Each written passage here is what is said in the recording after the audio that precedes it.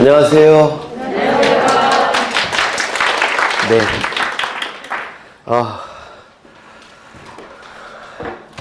오늘은 194쪽인 것 같아요. 목광이가 걸렸는데 잘 안 나네요. 네. 원래는 목소리 좋은데.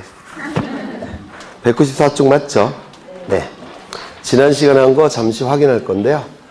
지난 시간에 부기등기 했는데, 부기등기는 주등기 순위를 유지하고자 할 때, 또는 주등기와의 동일성을 표현하고자 할 때 주등기에 붙여서 기록하는 등기가 부기등기라고 얘기했죠. 그래서 이 부기등기는 소유자를 기준으로 몇 번째 도출되느냐에 따라서 부기등기가 결정이 돼요. 그래서 그 가불병만 그릴 줄 아시면 굉장히 쉬운 문제가 될 텐데요. 그러면 소유권에 관한 처분 제한 등기, 소유권에 대한 가압류 가처분 등기는 주등기입니까? 부기등기입니까? 네, 주등기죠. 소유권에 대한 가압류 가처분 등기이기 때문에 소유권에서부터 첫 번째 도출이 돼요. 따라서 주등기가 될 겁니다. 전세권에 대한 가압류 가처분 등기는 뭐겠습니까? 부기등기가 될 겁니다. 소유자를 기준으로 해서 첫 번째가 전세권, 두 번째가 가압류 가처분 등기, 부기등기가 되겠죠. 임차권에 대한 가압류 가처분 등기도 원칙은 부기등기가 될 겁니다. 그렇겠죠. 그 다음에 지난 시간에 하천에 대해서 공부한 적이 있는데, 하천은 구규제가 폐지가 됐어요. 구규제가 폐지가 됐기 때문에 원칙은 거래가 가능하다고, 법적으로 거래가 가능한 것으로 바뀌었습니다. 따라서 이 모든 등기가 다 가능해요. 가압류 가처분 등기, 소유권 이전 등기, 소유권 보존 등기, 모든 등기가 다 가능합니다. 다만 금지되는 등기가 4가지가 있었죠. 4가지 뭐가 있습니까? 지상권, 지역권, 전세권, 임차권 등기. 4가지 등기는 여전히 금지되어 있다고 했고, 그 다음에 등기할 수 있는 건물과 등기할 수 없는 건물 이외의 정착물 구분하는 기준 3가지가 있었죠. 첫 번째 뭐였습니까? 정착성, 두 번째 외계분단성, 세 번째 용도성. 그래서 그 3가지를 외우셔갖고 얘를 골라내셔야 돼요. 그래서 만약에 그 3가지를 외우지 않으시면 얘를 골라내는 게 굉장히 힘듭니다. 3가지 반드시 외우셔야 되고요. 그 다음에 부동산 일부와 권리 일부에 관한 표를 책에서 보여드렸죠.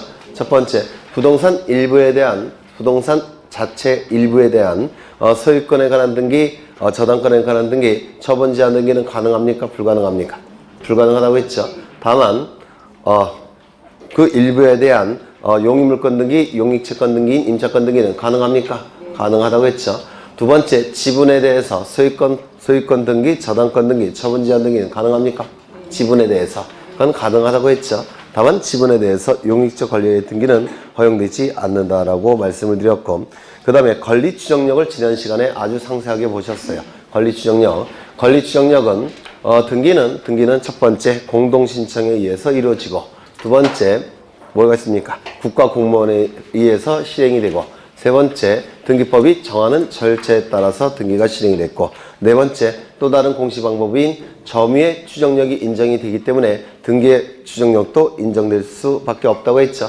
네, 그것이 4가지가 보통 이론상 인정되는 근거예요. 첫 번째, 공동신청. 두 번째, 국가공무원인 등기관이 해줬다는 거. 세 번째, 등기법이 정하는 절차를 다 통과했다는 거. 네 번째, 보다 완전하지 못한 공시방법인 점유에도 추정력이 인정되기 때문에 보다 완전한 공시방법인 등기에도 추정력을 인정할 수밖에 없다는 거. 그 다음에 본질을 공부한 적이 있는데, 본질이 뭡니까? 법률상 추정력으로 본다고 그랬죠. 네, 사실상의 추정력이 아니라 법률상 추정력이라고 말씀드렸고, 그 다음에 범위, 물적 범위 3가지 기억나십니까? 첫 번째 뭐가 있었습니까? 네, 등기권리, 적법 추정, 등기원인, 적법 추정, 등기 절차, 적법 추정. 그렇죠. 그 3가지 꼭 외워두셔야 되고요. 그 다음에 권리 변동의 당사자 간에도 권리 추정력을 인정할 수 있느냐. 보전 등기와 이전 등기 나눠서 판단했죠. 소유권 이전 등기는 공동신청이기 때문에 전 소유자에게 권리 추정력을 추정할 수 있다, 없다? 있다. 소유권 보전 등기는 단독 신청이기 때문에 전 소유자에게 권리 추정력을 추정할 수 있다, 없다? 없다. 네, 그 정도까지만 기억하시면 돼요. 오늘은 194쪽을 좀 보겠습니다. 등기 유효권의 전체적인 내용은 지난 시간에 공부한 것 같아요. 맞죠? 맞아요? 안 맞아요? 등기의 유효권. 첫 번째, 등기법이 정하는 등기법이 정하는 요건을 갖춰야 된다고 했죠. 두 번째, 민법이 정하는 요건도 갖춰야 된다고 했습니다. 그래서 오늘은 교재에 있는 거를 보실 거예요. 교재 194쪽을 보시면 거기에 실행된 등기와 실제 관계의 일치라고 나와 있죠. 네, 거기 동글뱅이 2번을 좀 기억하셔야 되는데 동글뱅이 2번 별표 치시고 기억해 두셔야 돼요. 요거는 출제될 가능성이 상당히 높습니다. 여기에 부동산이 존재합니다. 요건 부동산이에요. 이 부동산에 관한 정보들이 등기부라는 공적인 장부에 부동산 표시와 권리관계에 관한 정보들이 등록되고 공시가 될 겁니다. 요건 표제부가 될 테고 요건 갑부가 될 테고 요건 을구가 될 겁니다. 이 표제부에는 부동산 표시에 관한 정보가 기록이 되는데 맞습니까?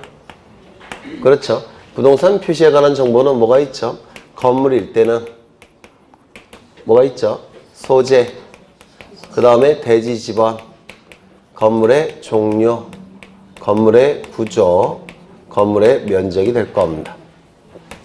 그 다음에 토지일 때는 뭐가 있죠?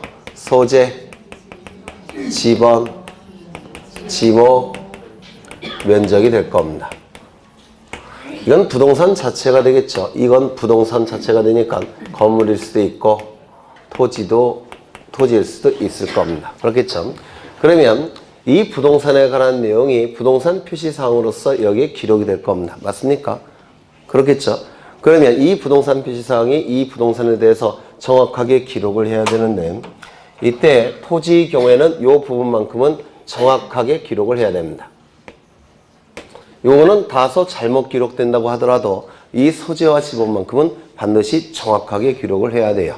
예를 들어서 소재와 지번이 정확하게 기록이 됐다면 요것이 용도가 전인데 여기 답이라고 되어 있다고 하더라도 이 표제부는 이 부동산에 대한 표제부로 인정을 해주겠다는 겁니다. 왜? 요것만 정확하게 기록이 되면 되니까. 그렇죠. 그런데 이 건물의 경우에는 요것이 비록 정확하지 않다고 하더라도 요것이 정확하다면 요 표제부도 저 부동산에 관한 표제부로 인정해 주겠다는 겁니다. 다시요. 토지의 경우에는 소재 지번만큼은 정확하게 표제부에 기록을 해야 됩니다. 따라서 지목 면적이 다소 잘못 기록됐다고 하더라도 그 표제부는 저 토지에 관한 표제부로 인정을 해 주겠다는 겁니다. 다만 건물의 경우는 소재 지번이 정확하게 기록이 된다면 좋겠죠. 그런데 이것이 다소 잘못 기록되어 있다고 하더라도 요것 가지고 저 건물에 대한 내용이 확정이 된다면 이것이 잘못 기록된다고 하더라도 이 건물에 대한 표제부로 인정을 해주겠다는 겁니다. 그래서 우리 등기 선례에 나온 내용이고 굉장히 시험에 자주 나온 내용이기 때문에 이건 좀 기억해 두실 필요가 있어요. 거기 보시면 셋째 줄에 첫째 줄부터 보죠. 등기와 부동산의 표시가 일치해야 된다. 여기서 이 등기는 표제부에 기록되는 등기를 얘기하는 겁니다. 표제부 등기와 부동산의 표시가 일치함이 원칙인데 부동산의 물리적 현황과 부동산 기록상 표시의 기록이 다소 불일치하더라도 동일성이 인정이 된다면 유효한 것으로 판단하겠다는 겁니다. 여기서 동일성을 판단하는 기준은 건물의 경우에는 뭐가 주가 된다는 겁니까? 종류, 구조, 면적이.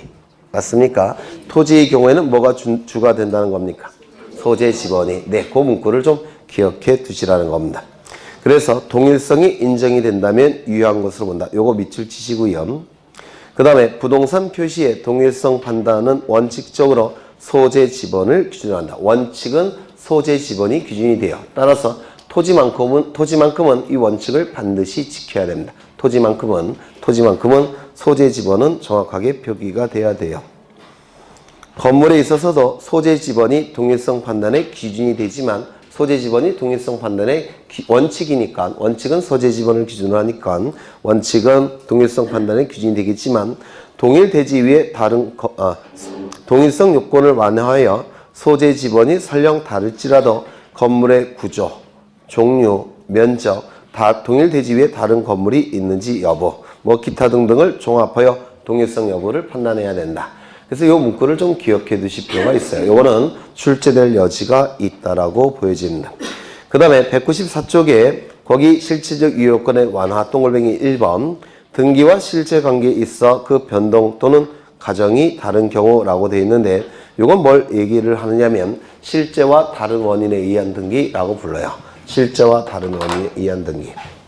이건 설명을 드린 것 같은데 여기에 소유자는 갑입니다. 갑이 요 을에게 이 부동산을 증여를 합니다. 그리고 소유권 이전 등기까지 이루어지면 갑이 가진 소유권은 을의 소유권으로 변동이 될 겁니다. 그러면 등기부에 등기가 돼야 되겠죠. 등기부에 등기가 될 겁니다. 1번 소유권 보존 갑이라고 등기되어 있을 테고 2번 소유권 이전 을 등기가 될 텐데요. 이 등기부에는 등기 원인을 기록합니다. 등기 원인을 뭐라고 기록했느냐면 원칙은 뭐라고 기록해야 될까요? 증여. 맞습니까? 그런데 증여로 기록하게 되면 세금을 많이 내야 돼요. 세금을 좀 줄이기 위해서 매매로 이렇게 기록을 하더라는 겁니다. 그럼 실제는 증여인데 등기부에 기록되는 등기 원인은 다른 것이 기록이 되었죠. 맞습니까? 그러면 첫 번째 이 등기는 간화를 위반한 등기일까요? 그런 내용 없었죠. 두 번째, 사건이 등기할 것이 아닌 경우에 해당이 되느냐. 이건 부동산이니까 사건이 등기할 것이 아닌 경우에 해당되지도 않죠. 그러면 실체관계와, 아니요. 그렇다면 이때는 당연무효도 아니고 직권 말소할 수도 없고 이의신청을 통해서 말소할 수도 없습니다. 3호부터 11호 어딘가에 해당이 될 테니까. 맞습니까? 따라서 실체관계 부합 여부로 판단하는데 이 을의 입장에서는, 등기명인 을의 입장에서는 증여를 통해서 소유권을 취득하건 매매를 통해서 소유권을 취득하건 어차피 소유권을 취득할 자죠.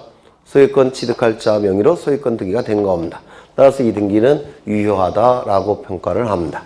그래서 29조 제1호 위반, 2호 위반을 반드시 외우셔야 돼요. 1호 위반 뭐죠? 간화를 위반하는 경우. 2호 위반 뭐죠? 사건이 등기할 것이 아닌 경우. 여기에 해당이 될 때는 당연무효, 직권말소, 이의신청, 말소. 맞습니까? 3호부터 11호까지 해당이 될 때는 그때는 뭐였습니까? 당연무효도 아니고 직권말소할 수도 없고 이의신청을 통해서 말소할 수도 없고. 맞죠? 당연무효가 아니라는 얘기는 실체관계와 부합하면 유효, 실체관계와 부합하지 않으면 무효. 실체관계 부합 여부로 판단하죠. 따라서 이 경우는 3호부터 11호 어딘가에 해당이 되는 겁니다. 1호도 아니고 2호도 아니에요. 따라서 실체관계 부합 여부로 판단하고 실체관계 부합하니까 유효하다라고 평가를 합니다. 그 다음에 중간생략 등기가 나와 있는데 혹시 지난 시간에 중간생략 등기 했습니까? 네? 안 했어요? 오늘 한다고 했나요? 네. 뭐 민법 시간에 다 하셨을 테니까 네, 간략하게 보겠습니다. 여기 이러한 부동산이 있고 소유자는 갑입니다. 갑이 을과 매매 계약을 체결합니다. 소유권 이전 등기까지 이루어지면 갑이 가진 소유권은 을의 소유권으로 바뀌게 될 겁니다. 을은 1년 후에 병과 매매 계약을 체결합니다. 소유권 이전 등기까지 이루어지면 을의 소유권은 병의 소유권으로 변동이 될 겁니다. 그러면 물건이 변동되는 과정은, 소유권이 변동되는 과정은 갑에서 을로, 을에서 병으로 변동이 됐죠. 따라서 등기부에는 이렇게 기록이 될 거예요.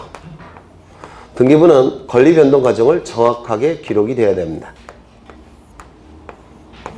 1번 소유권 보존 갑에서, 2번 소유권 이전 을, 3번 소유권 이전 병. 이렇게 등기가 실행이 된다면 이 등기는 정확하게 권리 변동 과정을 공시합니다. 맞습니까? 그렇죠. 그런데 이때 이 중간자의 명의를 생략을 하겠다는 겁니다. 이 중간자의 명의가 생략이 되는 것을 중간 생략 등기라고 부릅니다. 그러면 등기부는 이게 정상적인 등기인데 등기는 이렇게 되게 될 겁니다. 1번 소유권 보존 갑에서, 2번 소유권 이전 병으로 곧장 등기가 돼버립니다. 맞습니까? 그러면 이 등기는 유효한가? 이게 그 유명한 중간생략 등기의 유효성의 문제라고 불러요.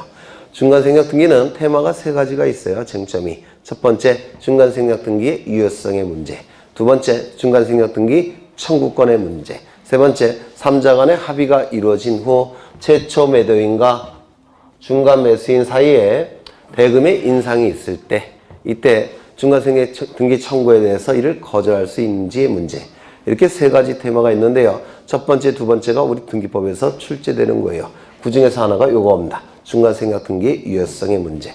요거는 유효합니까? 먼저 형법적으로는 처벌을 받습니다. 3년 이하의 징역 1억 원 이하의 벌금. 이번에 개정된 것 같은데 여하간 예전에는 3년 이하의 징역 1억 원 이하의 벌금에 처했어요. 그래서 굉장히 형벌이 무겁습니다. 이것이 따라서 처벌을 받아요. 하지만 민법적으로는 민사법은 민법과 등기법을 민사법 이렇게 불러요. 그러면 첫 번째, 관할을 위반한 등기입니까? 아니죠. 관할 위반은 아니죠. 두 번째, 사건이 등기할 것이 아닌 경우에 해당이 됩니까? 아니죠. 등기가 이루어지는 절차, 등기가 이루어지는 과정을 위반했을 뿐입니다. 따라서 3호부터 11호 어딘가에 해당이 될 거예요. 이때는 당연무효도 아니고 직권말소할 수도 없고 이의신청을 통해서 말소할 수도 없을 겁니다. 맞습니까? 당연무효가 아니란 얘기는 실체관계 부합 여부로 판단하겠죠. 그러면 어차피 이 병은 을로부터 취득하건 갑으로부터 취득하건 어차피 소유권을 취득할 자죠. 소유권을 취득할 자 명의로 등기가 됐을 뿐입니다. 따라서 이 등기는 실체관계와 부합해요. 따라서 유효입니까 무효입니까? 유효다라고 얘기합니다. 원칙은 유효입니다.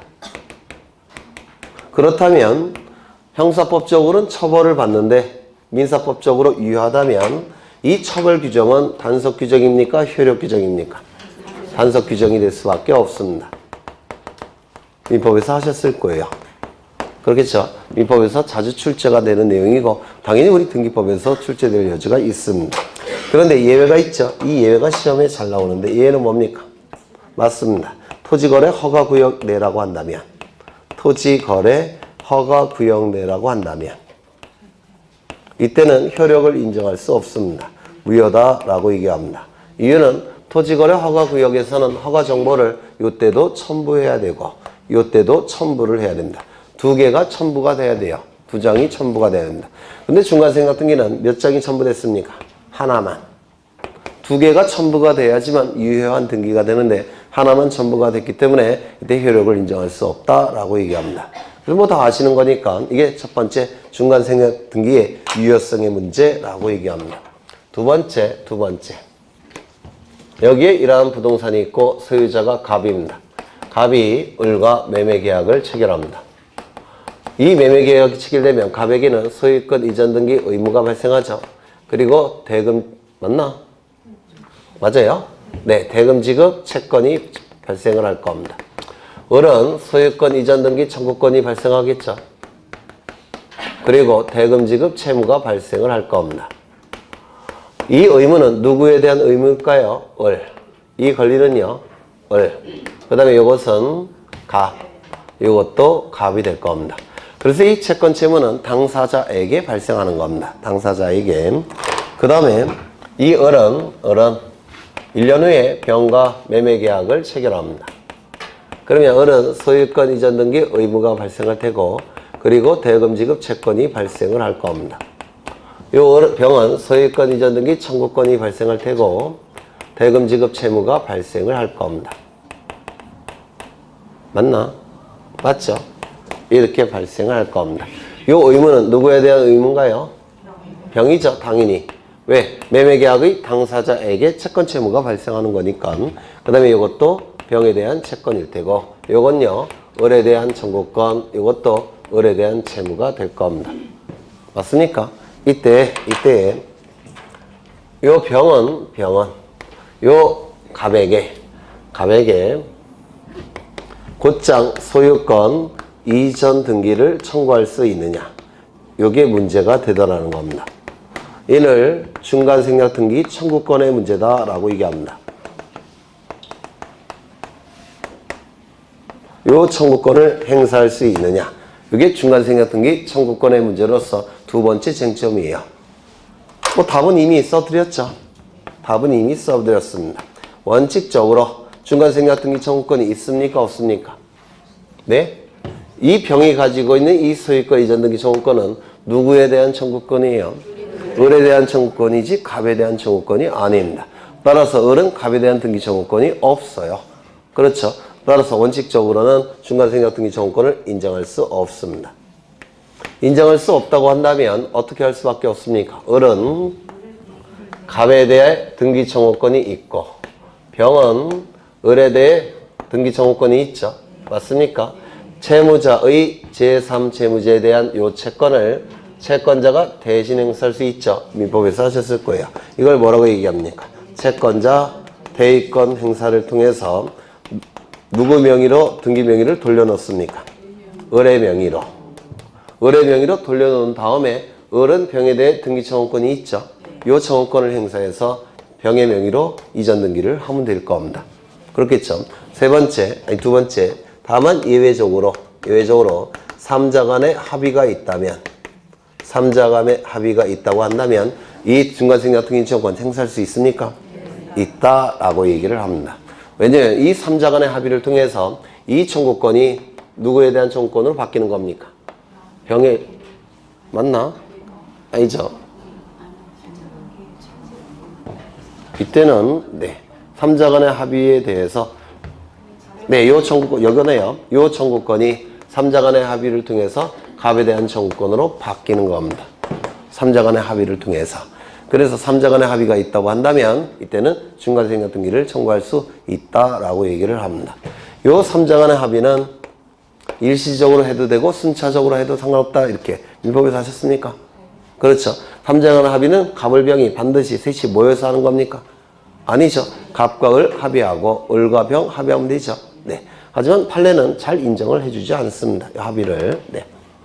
이 정도 보면 될까요? 또 더 있나? 등기법에서는 출제되는 게 이 정도예요. 민법에서 출제되는 건 좀 더 있죠. 민법에서는 이 청구권, 병에게 청구권은 채권이죠. 채권 양도 가능합니까? 민법에서. 네. 안 돼요. 이 채권 양도가 되기 위해서는 삼자 간의 합의가 인정돼야 되기 때문에 제3자 채무자의 동의나 승낙이 있어야만 됩니다. 즉 통지 갖고는 되지 않는다. 뭐 이런 거 민법에서 하실 거예요. 네, 하셨죠? 하셨을 거예요. 이게 또 민법에서 출제가 될 겁니다. 우리 등기법에서 안 나오니까 이 정도 보시면 될 것 같아요. 이게 중간생략 등기 청구권의 문제다라고 얘기합니다. 중간생략 등기 청구권의 문제다. 그래서 이 두 가지 정도를 기억하시면 돼요. 우리 등기법에서도 출제가 됩니다. 요게. 그 다음에 무효등기 유형을 보겠습니다. 무효등기 유형. 여기에 이러한 부동산이 존재하고 소유자는 갑입니다. 갑이 을에게 을로부터 얼마를 빌렸느냐면 10억 원을 빌립니다. 그러면 그냥 안 빌려주겠죠. 담보를 요구할 겁니다. 따라서 갑은 을에게 담보로서 저당권을 설정해 줍니다. 그러면 을은 10억 원의 채권이 발생했겠죠. 그리고 이를 담보하기 위해서 저당권 설정 등기까지 이루어지면 저당권을 취득하게 될 겁니다. 저당권 설정 등기까지 이루어지면 저당권을 취득하게 될 거예요. 등기부에는 이렇게 등기가 될 겁니다. 1번 저당권 설정 을 10억 이렇게 됐습니까? 네, 이렇게 등기가 될 겁니다. 그런데 이것이 변제가 이루어지면 이 저당권은 어떻게 될까요? 소멸되겠죠. 뭐에 의해서? 부정성에 의해서. 맞습니까? 부정성에 의해서. 피담보 채권이 소멸이 되면 이 저당권은 피담보 채권에 붙어서 끝나는 성질이 있기 때문에 저당권도 자동적으로 소멸이 돼요. 붙어서 끝나는 성질이 있다라고 얘기합니다. 부정성이라고 불러요. 그러면 저당권이 소멸되었다면 이 등기는 어떻게 돼야 되겠습니까? 말소돼야 되겠죠.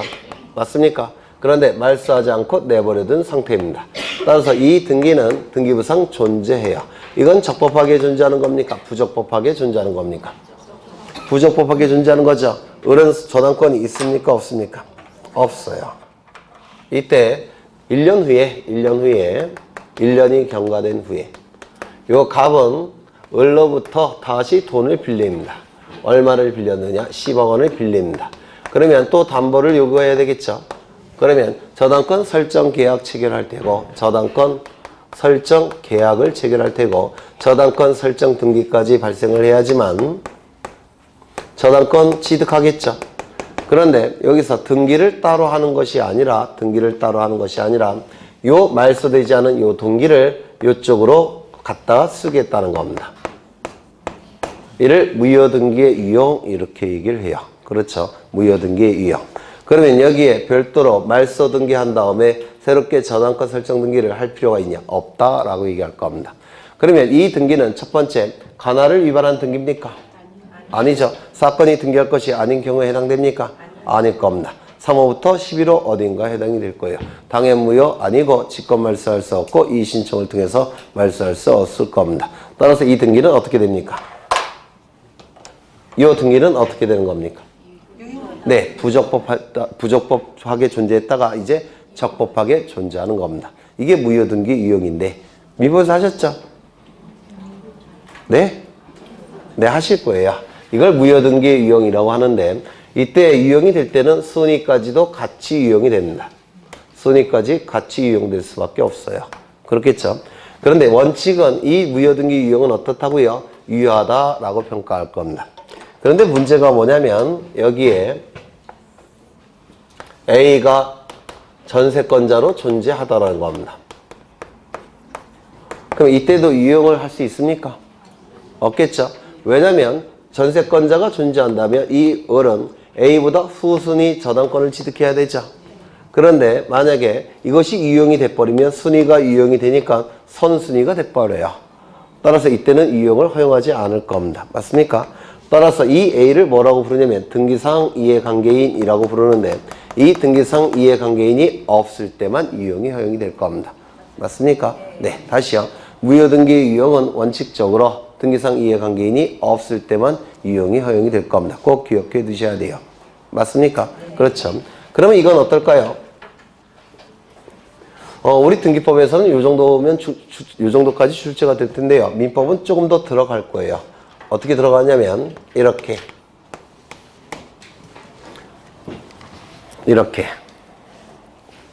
이때도 유형이 허용이 될까요?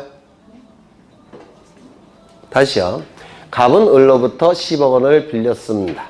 그러면 을은 담보를 요구할 겁니다. 그래서 갑이 을에게 저당권을 설정해 줬어요. 이때 이건 없는 상태입니다. 이거 없을 때 이때 10억 원이 변제가 되면 저당권 소멸하죠. 따라서 저당권 등기는 무효가 될 테니까 말소가 돼야 될 겁니다. 말소되지 않은 상태에서 갑이 병으로부터 10억 원을 빌립니다. 10억 원을 빌리고 이제 병에게 저당권 설정 등기를 해줘야 되는데 이 등기를 이용할 수가 있냐? 요때. 네? 있어요? 없어요? 누가 그래요? 없다고? 저는 그런 말씀 드린 적이 없는데 이렇게 유형이 됩니다. 1의 1. 1번 저당권 2전 병 이런 식으로 유형이 돼버려요. 그러면 이거 유효하다고 전제로 깔았을 때 이런 등기 할 수 있죠? 맞습니까? 이런 식으로 유형이 가능해요. 민법에서는 이 정도까지도 출제가 될 겁니다. 민법은 수준이 좀 높으니까. 네. 그 다음에 하나 더. 이는 어디까지나 권리등기 유형이죠. 권리등기 유형입니다. 이런 유형이 허용이 되는지 이것도 시험에 잘 나와요. 이건 건물인데 표제부가 있을 테고 갑구가 있을 테고 을구가 이렇게 존재할 겁니다. 그런데 이때 이 건물이 멸실이 됐다는 겁니다. 멸실이 됐다면 이 표제부에 멸실된 사실, 멸실된 원인, 멸실된 연월일 이런 것들을 기록해야 됩니다. 이걸 뭐라고 부르냐면 멸실등기라고 불러요. 부동산이 없어졌다라고 한다면 이때 표지부에 멸실된 사실, 원인, 날짜를 기록해야 되는데 이를 멸실등기라고 부릅니다. 그런데 이런 멸실등기를 하지 않은 상태입니다. 멸실등기를 하지 않아서 여기에 그냥 남아있어요. 1년이 경과된 후에 이 토지 위에 이 건물과 똑같은 건물을 짓습니다. 똑같은 건물을 지었을 때 멸실등기를 한 다음에 보존등기를 통해서 새로 만들어야 되겠죠. 근데 멸실등기를 하지 않은 상태에서 이 등기를 이 등기부로 유용을 하겠다는 겁니다. 이 등기로 유용을 하겠다는 겁니다. 이를 표지부 등기 유용이라고 불러요. 표지부 등기 유용. 아까는 을구를 유용했죠. 을구를. 근데 이건 표제부 등기 유용이라고 불러요. 이거는 유용이 될까요? 안 될까요? 안 됩니다. 왜요? 표제부니까. 그러니까 왜 표제부니까 안 되냐고요? 사실상의 근거는 네? 권리가 아니니까. 왜 권리가 아니니까 안 되냐고요? 어쨌든 안 될 것 같아요. 네. 설명을 못하겠어. 아니 근데 저기 표제부는 일단 며칠 일단 원래 그 상태로 다시 유용하는 건 안 된다고 그랬죠. 그게 왜 안 되냐고요? 그건 설명을 못하겠어요. 아, 네. 그 정도는 안 된다. 똑같은 건물을 지었다 그랬죠? 근데 똑같은 건물이 될 수 있을까요? 없을까요? 없습니다. 똑같은 건물이 아니니까 안 되는 거예요. 네. 아무리 똑같게 짓는다고 하더라도 신이 아닌 이상 똑같이 지을 수가 없습니다. 그래서 안 될 뿐이에요. 표제부 등기는 이용이 허용되지 않는다라고 얘기합니다. 그래서 다 보셨는데요. 이중 보존 등기 했었나요? 안 했었나요? 이중 보존 등기. 네? 안 했을 것 같아요. 왜냐면 우리 책이 없으니까. 이중 보존 등기를 보실 건데요. 이중 보존 등기도 우리 시험에 나옵니다. 나오기 때문에 민법에서 물론 하실 거예요. 이걸 좀 보겠습니다. 한 것 같기도 하고 워낙 여러 군데 다녀서 제가 헷갈려요. 이건 3층짜리 건물입니다. 3층짜리 건물인데요. 등기부가 만들어졌을 겁니다. 표제부, 갑구, 을구가 만들어졌을 겁니다. 이게 먼저 만들어졌어요. 선등기기록이라고 얘기합니다. 그런데 나중에 등기부가 또 하나 만들어졌습니다. 뭐 등기관이 착오를 일으킬 수도 있을 테고요. 또 등기부가 만들어졌습니다. 이렇게. 그런데 이 표제부는 1층으로 되어 있고요. 여기는 3층으로 되어 있습니다. 건물의 구조가, 건물의 종류 구조가 1층, 3층. 여기는 갑, 여기는 을 이렇게 되어 있을 겁니다. 그러면 어느 등기부가 유효이겠습니까? 네? 후 등기 기록이 유효입니까? 네, 이것이 무효. 이것이 유효가 될 겁니다. 이유는요, 여기는 분명히 1층이고 3층이죠. 따라서 이때는 이 표제부가 정확하게 표현되어 있는 것만 유효다라고 부릅니다. 아까 건물 같은 경우는 종류, 구조, 면적이 중요하다 그랬죠. 네. 그러면 이게 만약에 여기가 3층이고 여기가 1층이라고 한다면 어느 것이 유효, 어느 것이 무효겠습니까? 네? 이것이 유효, 이것이 무효가 될 겁니다. 맞습니까? 따라서 이 표제부의 이중 등기는 정확하게 실체 관계를 판단해서 유효, 무효 여부를 따집니다. 맞습니까? 그렇죠. 두 번째, 이거는 3층짜리 건물이고요. 먼저 등기부가 만들어졌는데 표제부, 갑구, 을구가 만들어졌습니다. 그리고 나중에 또 한 번 등기부가 만들어졌습니다. 표제부, 갑구, 을구. 여기는 3층으로 되어 있고 여기도 3층으로 되어 있습니다. 여기는 소유권 보전 갑이라고 되어 있고 여기는 1번 소유권 보전 갑이라고 되어 있습니다.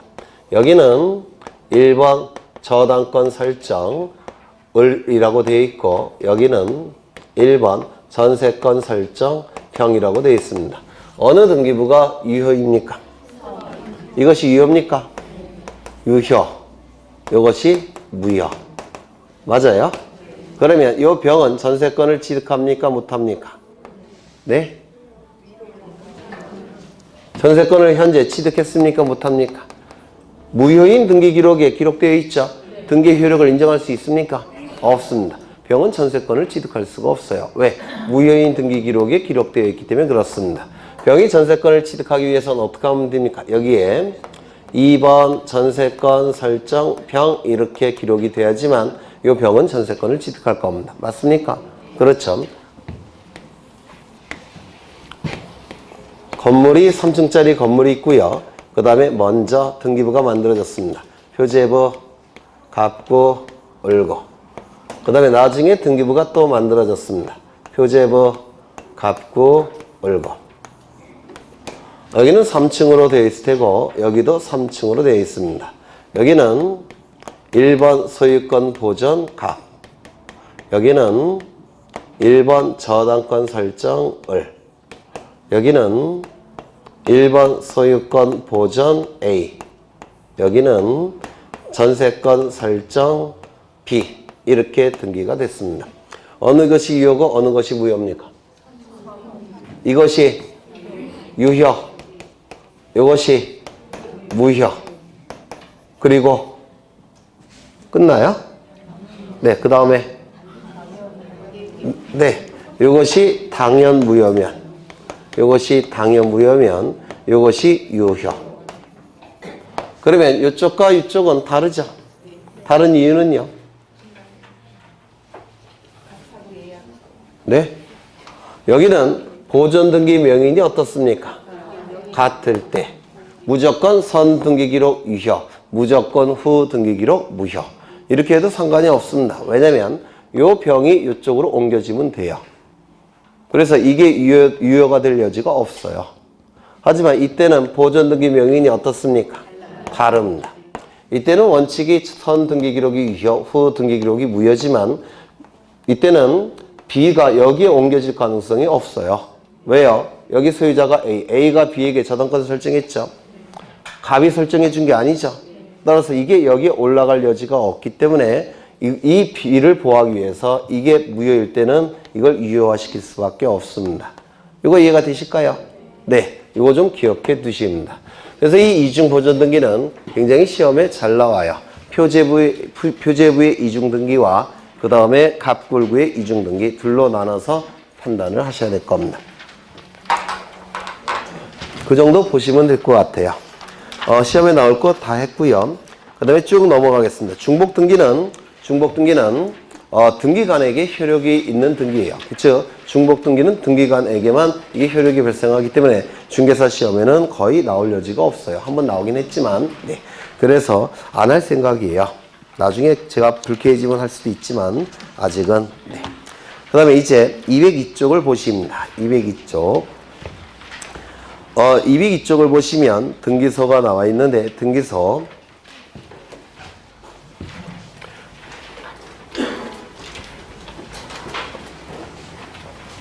예전에 했던 건데요. 등기소 등기관은 등기소는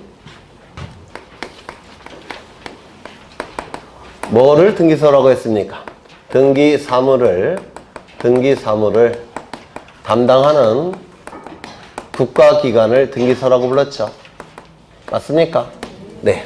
그 다음에 등기관은 등기 사무를 담당하는 누굽니까? 네? 국가공무원. 얘를 등기관이라고 불렀습니다.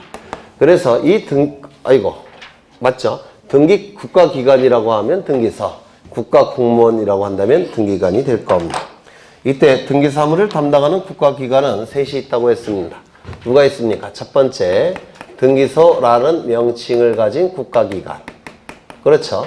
이때 이 등기소를 뭐라고 불렀습니까? 협의의 등기소, 좁은 의미의 등기소. 이 등기소를 뭐라고 부릅니까?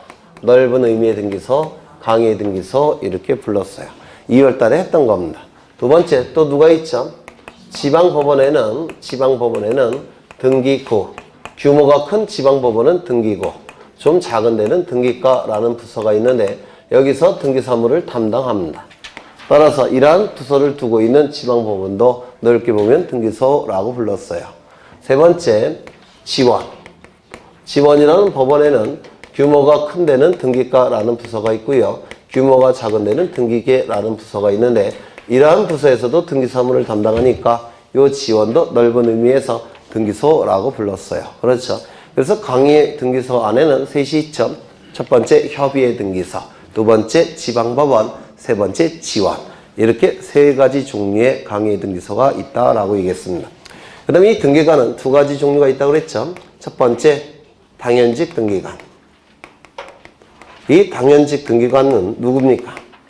여기 등기소장님, 등기국장님, 등기과장님, 등기계장님 이러한 양반들을 뭐라고 불렀습니까? 당연직 등기관이라고 불렀어요. 그래서 소장, 국장, 과장, 계장, 직위의 보직 발령을 받게 되면 당연히 등기관이 된다고 해서 당연등기관. 맞죠? 두 번째, 자동적으로 등기관이 된다고 해서 자동등기관이라고도 부릅니다. 두 번째, 누가 있었습니까? 지정직 등기관이 있었죠? 지정직 등기관. 이 지정직 등기관은 4급 법원 공무원, 5급 법원 공무원, 6급 법원 공무원, 7급 법원 공무원 중에서 법원 공무원 중에서 누가 지정권자라고 했습니까? 그렇죠. 상급 법원장이요? 아니에요. 지방법원장 또는 지원장이 지정한 자, 그 자를 지정직 등기관이라고 했습니다. 그래서 이게 자주 출제가 된다고 말씀을 드렸어요. 대법원장도 아니고 법원행정처장도 아니고 대법관도 아니고 누가 지정권자라고요? 지방법원장이나 지원장이 지정권자입니다. 그 다음에 이 공무원들은 4급을 서기관이라고 부르고 사무관, 주사보라고 불러요. 공무원들은. 그런데 이 4급부터는 직렬이 일반 행정 업무를 담당하는 법원직만 있습니다. 일반 행정 업무를 담당하는 법원직만 있고요. 여기 5급부터는 직렬이 2개예요. 일반 행정 업무를 담당하는 법원직이 있고 그 다음에 등기 사무를 처리하는 등기직이라는 직렬도 있습니다. 그러면 이 4급부터는 법원직만 있으니까 4급을 법원서기관이라고 불러요. 법원서기관. 그 다음에 5급부터는 법원직, 증기직이 다 있는데요. 요는 일반 행정 업무를 처리하는 공무원이에요. 그럼 누가 이 등기 사무를 처리해야 될까요? 등기직이겠죠. 그래서 요 5급을 등기사무관, 6급을 등기주사, 7급을 등기주사보라고 불러요. 그래서 법원서기관, 등기사무관, 등기주사, 등기주사보 중에서 지방법원장이나 지원장이 등기관으로 지정한 자, 그 자를 지정직 등기관이라고 부르는데 이걸 보통 생략을 합니다. 그래서 등기관이라고 부릅니다. 그러면 이제 203쪽을 좀 보시면 등기소에 관할 나와 있는데 관할은 일본식 용어인데요. 우리나라 말로 바꾸면 담당 등기소예요. 이게 관할이란 뜻입니다. 그래서 관할 등기소라 하면 담당 등기소를 얘기합니다. 거기 동글뱅이 2번을 보시면 부동산 소재지를 기준으로 이런 표현이 있죠. 부동산 소재지를 담당하는 등기소가 담당 등기소가 될 겁니다. 거기 보시면 지방법원, 지원 등기소 이걸 뭐라고 불렀습니까? 강의 등기소라고 불렀죠. 그 다음에 그 밑에 보시면 대체로 행정구역인 시군구를 기준으로 정해진다라는 표현이 있습니까? 그렇죠. 그래서 반드시 시군구를 기준으로 정해진다라고 하면 틀린 지문이 돼요. 대체로입니다. 대체로. 예를 들어서 강서구, 그 다음에 구로구 이런 데는 합쳐서 등기국이 다 남부지방법원 등기국이 다 관할을 해요. 강서구, 구로구, 그 다음에 영등포구 요 세 개는 따로 등기소가 없어요. 그래서 시군구마다 반드시 설치되어 있는 건 아닙니다. 이게 그래서 대체로라는 문구가 한번 출제된 적이 있어요. 반드시라는 표현이 나오면 틀린 지문, 대체로라는 표현이 나오면 맞는 지문 이렇게 될 겁니다. 그 다음에 관할 등기소의 지정이 나오는데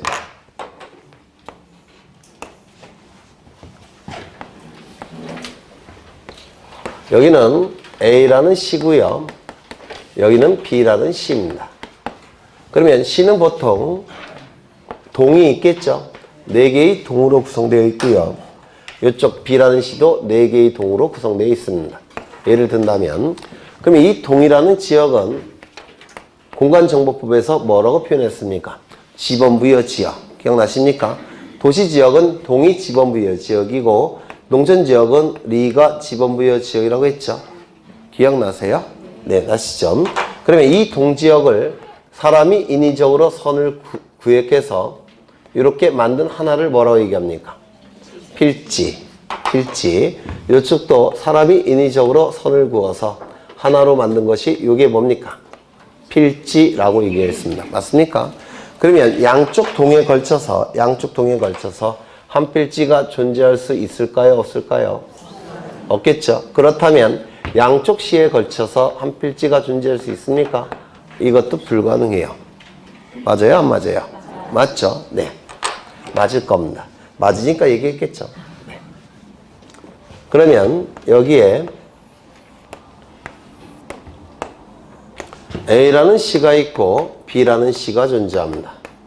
여기에는 A라는 등기소가 담당 등기소가 될 테고 이쪽은 B라는 등기소가 담당 등기소가 됩니다. 토지는 이렇게 존재할 수 있습니까? 없습니까? 없어요. 그렇죠. 그런데 토지는 이렇게 존재할 수 없어서 이건 두필지적. 두필지적. 맞습니까? 그런데 소유자가 같은 사람일 수 있습니까? 같은 사람일 수 있죠. 그러면 갑은 여기다가 건물 지을 수 있습니까? 걸쳐서? 있습니다. 따라서 토지는 양축에 걸쳐서 존재할 수 없지만 건물은 양축에 걸쳐서 존재할 수 있습니다. 그렇겠죠? 그럼 이 건물을 신축한 자가 누구냐면 갑인데요. 갑은 어느 등기소에 가서 보존등기 신청해야 될까요? 물어봐요. 네, 물어봅니다. 등기하러 왔어요.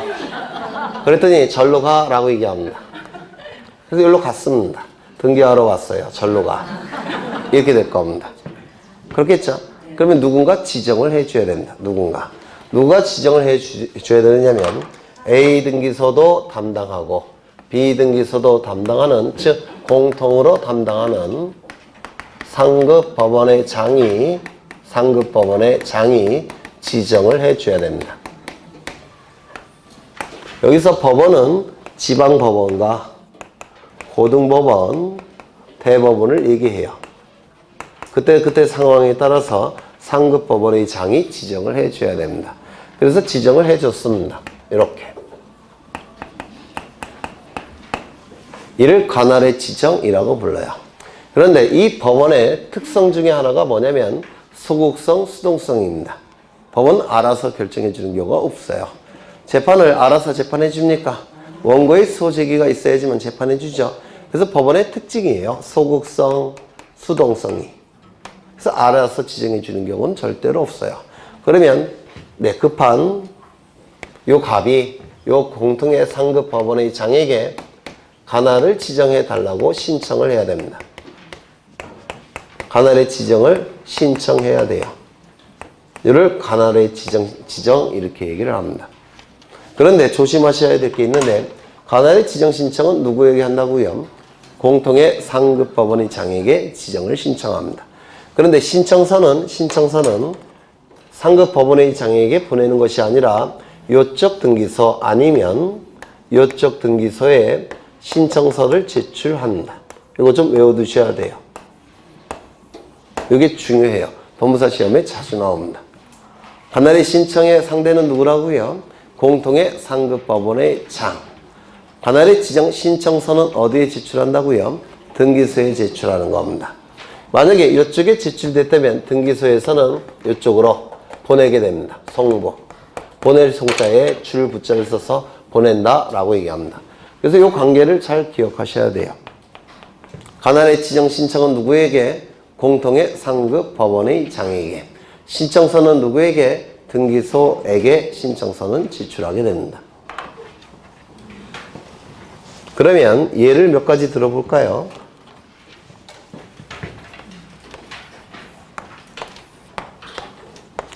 이쪽은 용인시예요. 용인시. 이쪽은 성남시입니다.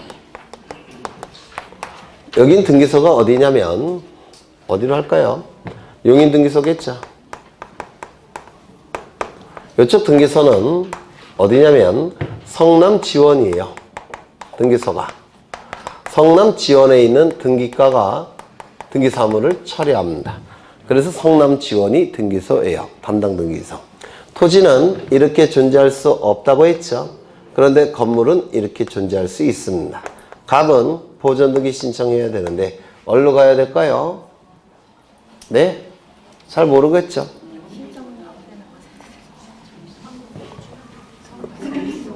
공통의 상급 법원은 첫 번째 여기 지원이 있으니까 등기소 지원이 있으니까 어디입니까?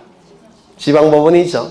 그러면 용인시와 이 성남시는 소속이 어딜까요? 경기도예요.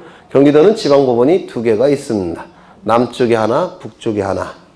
남쪽은 수원지방법원이 담당하고요. 북쪽은 의정부지방법원이 담당합니다. 그런데 이거는 둘 다 남쪽에 있죠. 경기도 남쪽에. 어느 지방법원이 담당할까요? 수원지방법원. 그러면 여기 수원지방법원. 이게 공통의 상급법원이에요. 수원지방법원. 그러면 관할의 지정은 누구에게 신청합니까? 수원지방법원의 장에게 관할의 지정을 신청할 겁니다. 맞습니까? 그러면 지정해 줄 거예요. 지정해 준 다음에 이제 이쪽에 가서 보존등기를 신청하면 될 겁니다. 되셨을까요? 네. 그럼 좀 어려운 거 보죠. 다 기출된 지문이에요. 이쪽은 안양시입니다. 이쪽은 구로구예요. 경기도 안양시, 서울 구로구. 토지는 이렇게 존재할 수 있습니까? 없다고 했죠. 건물은 이렇게 존재할 수 있습니다. 건물을 신축한 자는 갑인데요. 이 안양시를 담당하는 등기소는 안양등기소예요. 그리고 이 구로구는 서울 남부지방법원이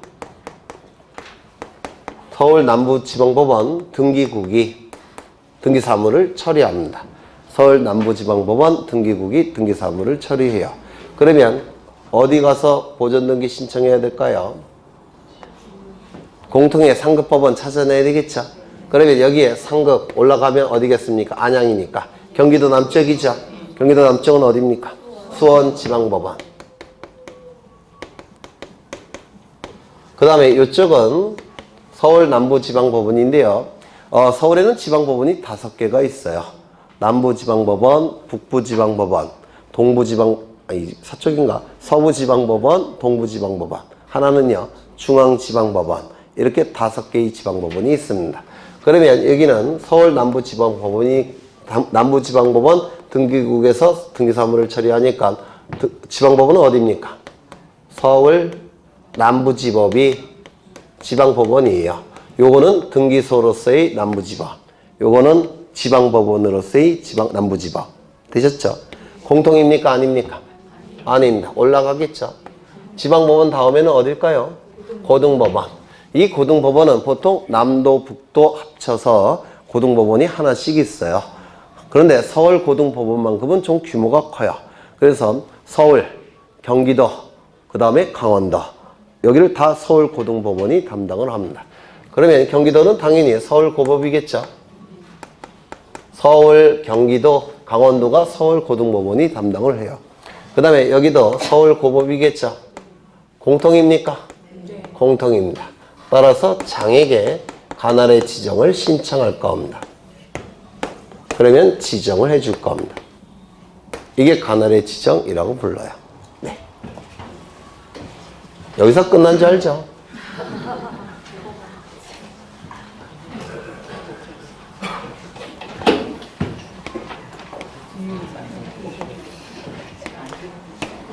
원래는 문제풀이 하는데, 네.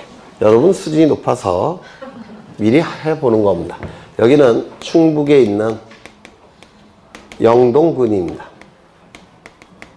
그리고 이쪽은 경상북도에 있는, 경북에 있는 김천시예요. 토지는 이렇게 존재할 수 없다고 했죠. 건물은 이렇게 존재합니다. 건물을 신축한 자는 갑인데요. 여기는 등기소가 어디냐면 청주 지방법원 소속의 영동지원이라는 게 있습니다. 영동지원. 이 영동지원의 등기계에서 등기사무를 처리합니다. 등기계. 그 다음에 이쪽은 김천지원, 대구지방법원 소속의 김천지원이라는 작은 법원이 있는데요. 여기 등기계에서 등기사무를 처리합니다. 공통인가요? 아닌가요? 아니죠. 따라서 올라가겠습니다. 여기는 충북이에요. 충청북도니까 지방법원이 어디 있냐면 청주에 있습니다. 그래서 지방법원은 청주지방법원이에요. 청주지방. 여기는 경북이니까 어디겠습니까? 네? 경북지법이요? 대구지법. 그 다음에 보통 남도, 북도마다 고등법원이 하나씩 있다고 했죠. 네, 충청, 남도, 북도를 통할하는 고등법원이 하나가 있는데요. 청주와 대전이 그 도청소지죠. 그러면 어디가 더 큽니까? 대전이겠죠. 대전고법. 여기는요. 대구 지역은 경북 지역은 권력자를 워낙 오랫동안 배출했기 때문에 북도 하나의 고등법원이 있습니다. 북도에. 그래서 대구고법이 있어요. 공통입니까? 아닙니까? 아니겠죠. 또 올라가야 돼요. 대법원. 이게 한번 출제가 됐는데요. 틀리라고 낸 문제겠죠. 대법원. 그러면 장에게 관할의 지정을 신청합니다. 그러면 지정해 줄 겁니다. 그러면 이쪽에 가서 등기를 신청하게 돼요. 이를 관할의 지정이라고 얘기합니다. 나중에 유학집 할 때 또 한번 보실 거예요. 그래서 203쪽 관할의 지정 보셨고요. 나머지는 예전에 했던 거니까 넘어가겠습니다. 어디를 보시냐면 205쪽을 보시면 등기관 나와 있고요. 206쪽을 보시면 등기관의 지정 나와 있죠. 거기 지정권자가 누구라고요? 지방법원장 또는 지원장이 지정권자라는 거 좀 기억해 두셔야 되고요. 등기관이 될 자격이 있는 자는 누구라고 했습니까? 4급, 5급, 6급, 7급 법원 공무원만이 등기관이 될 자격이 있다고 그랬죠. 기억나셔요? 네. 법원 서기관, 등기사무관, 등기주사, 등기주사보 4급, 5급, 6급을, 7급을 얘기할 겁니다. 그 다음에 이 등기관의 권한이 나오는데 이것도 한번 출제된 적이 있어요. 등기관이 하는 업무는 2개의 업무를 합니다. 등기관은 2개의 업무를 하게 되는데요. 하나는 일반 행정 업무를 처리합니다. 일반 행정 업무를 처리하고 또 하나는 등기사무도 처리해요. 그런데 이 등기사무는 굉장히 고가의 부동산에 관한 사무이기 때문에 공정성이 확보가 돼야 됩니다. 공정성을 확보해야 되기 때문에 이때의 등기사무를 처리할 때 등기관은 어느 누구의 지시에 복종할 필요가 없습니다. 어느 누구의 지시 감독에 따를 필요가 없어요. 따라서 이 등기사무에서만큼은 독립된 관청으로서의 지위를 갖습니다. 어느 누구의 지시 감독에 따를 필요가 없다는 겁니다. 하지만 일반 행정사무만큼은 상사의 지시에 복종을 해야 됩니다. 공무원으로서. 이렇게 둘로 나눠져요. 이것도 한번 출제된 적이 있습니다. 그래서 등기관의 사무처리는 등기사무는 첫째 줄에 독립된 관청으로서의 지위를 가진다라고 되어 있죠. 그 다음에 맨 마지막에 보시면 행정사무에 대해서는 상사의 지시에 복종해야 된다라고 되어 있죠. 이렇게 2가지 업무를 처리하게 됩니다. 그 다음에 등기관의 업무 처리의 제한 나와 있는데 이건 좀 쉽다 하죠. 네.